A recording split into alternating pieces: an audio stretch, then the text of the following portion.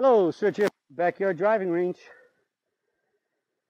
We have a question today that came in from Ron Crete, or Ron Crete, however you say it. And he says, Serge, I am 70 years old with a history of back issues over the years. I switched to the PPGS about 18 months ago and lowered my handicap 5 shots, currently a 9.7 index. That's good playing there. Plus, back issues gone. How sweet is that, huh? Another good testimonial that the PPGS swing, limited turn, 3/4 backswing, is definitely a body-friendly golf swing.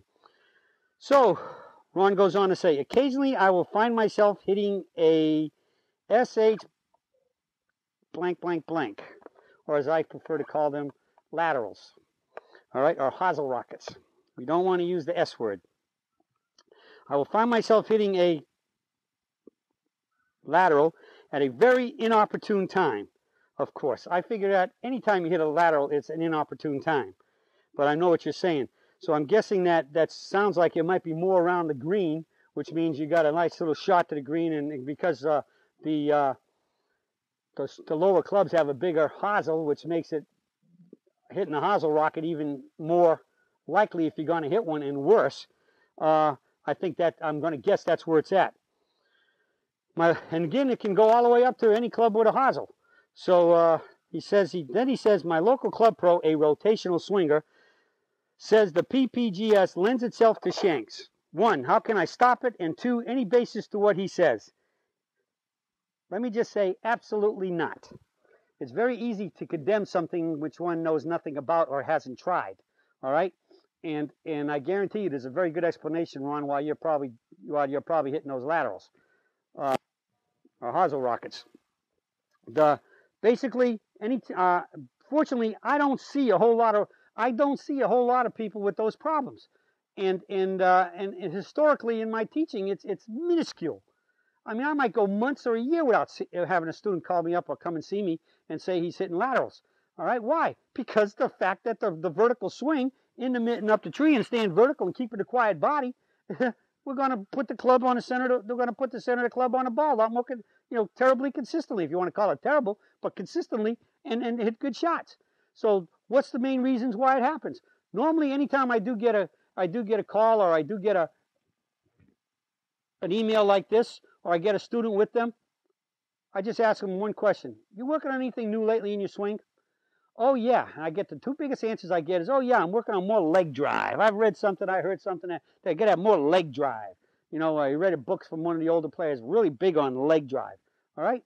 Well, yeah, if you got a really big wide stance and you got to have a lot of leg drive to get going, in many cases, you're going to see the back foot's dragging to try to get to the forward leg.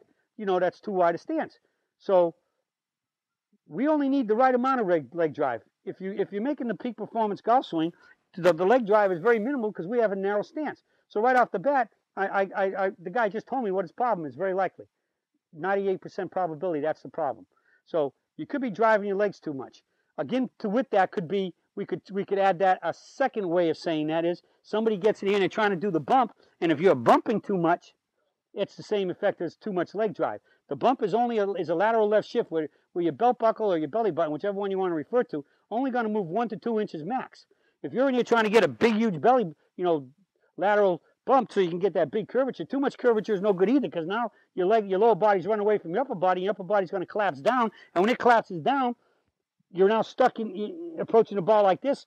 And normally when you collapse down, you're going closer to the ball, and what does that do? That puts the hosel into it. Okay, so leg drive can also go if you're overdoing the bump. The most frequent one I'm hearing now is this. I want to get more lag. I'm really working on my lag. And what I tell you to do with the lag, they want you to get your hand in front of your body here. They want it in front like this, and you work on the lag. So this is the rotational people talking. So if you get a guy that's just talking about lag, you got to be careful what you're listening to. When I come down, when I bump, my lag is already created at address. All the way up, it's here, it comes down. I don't need to make any more lag. A right angle is as good as it gets, because we come down to here and then we rotate into the ball.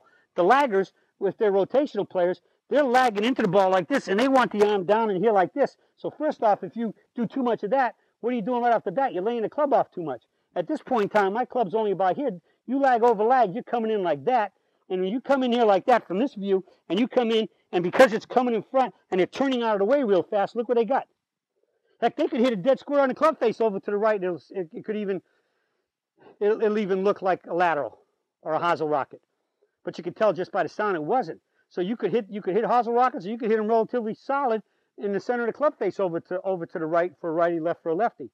So too much lag is no good either, because they want the lag because they're turning into the ball like this. So if they turn enough, they could have a chance of somewhat squaring the club up near the target and hitting it towards the target. But if you do that with the peak performance swing, and you come in here and you try to do that, your hands will be so far ahead of the ball, because you're doing what? You're not allowing the release, which is the extending of the arms as they rotate, as the forearms, the hands and arms rotate based on the ball, the arms connected in the shoulder, the ball and socket joint. We square the club up with our arms rotating, not our body rotating through. All right, so if you're trying to do the peak performance and really working on lag like you hear people talking about it now, that's another primary cause, and I mean, you'll be hitting some super hosel rockets. Okay, so last but not least, just starting your downswing with your upper body, getting too far ahead could do that.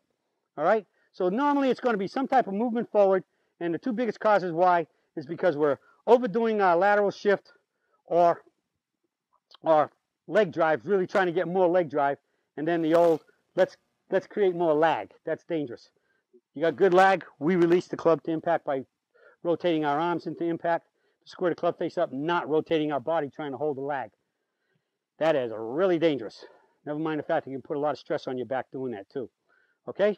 So hopefully this answers the question, and I'm sure it answers the question about lag, because there's a good chance that many of you out there who might have this problem with this occasional lateral rocket, hosel rocket, there's the answer. In many cases, like again, all I got to do is ask a question, and usually the student tells me what he's working on, and there it is.